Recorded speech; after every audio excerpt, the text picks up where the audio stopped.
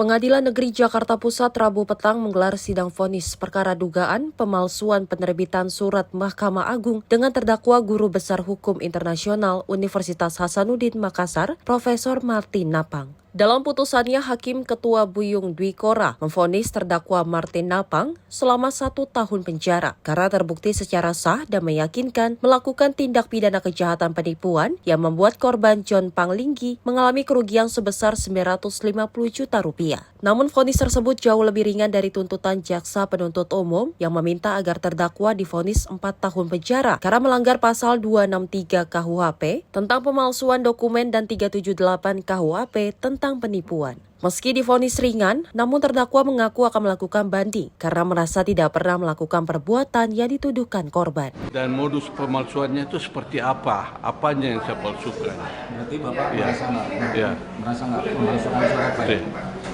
Jadi kami pikir-pikir lebih ke arah menyatakan banding, tapi kami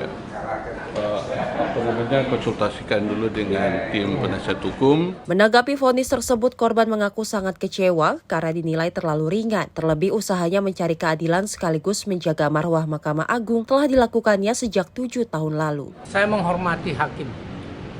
Tetapi kalau saya pikirkan, saya 7 tahun lebih berjuang untuk hal-hal kebenaran ini. Saya tidak pernah berpikir bahwa saya ditipu 950 juta itu akan kembali uang saya karena ini pidana. Saya Ketua Asosiasi Mediator Indonesia yang juga dibentuk oleh Mahkamah Agung RI.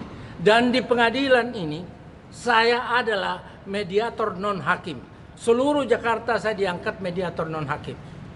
Apa yang saya dengar tadi adalah penipuan. Saya tidak pernah berpikir mau mikirkan uang, mau hilang berapa miliar, saya tidak akan mati.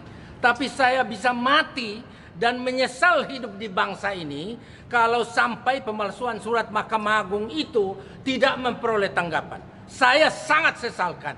Karena itu adalah saya menjaga marwah Mahkamah Agung. Kasus bermula dari temuan dugaan tindak pidana penipuan, penggelapan dan pemalsuan surat putusan Mahkamah Agung yang dilakukan terhadap perkara A. Setiawan selaku orang tua angkat John Panglinggi. Selama mengurus perkara A. Setiawan, John Panglinggi mengaku telah mengalami kerugian sebesar 950 juta rupiah karena putusan MA yang diurus Martin Napang ternyata palsu. Dari Jakarta, Tim Liputan Simpo TV melaporkan.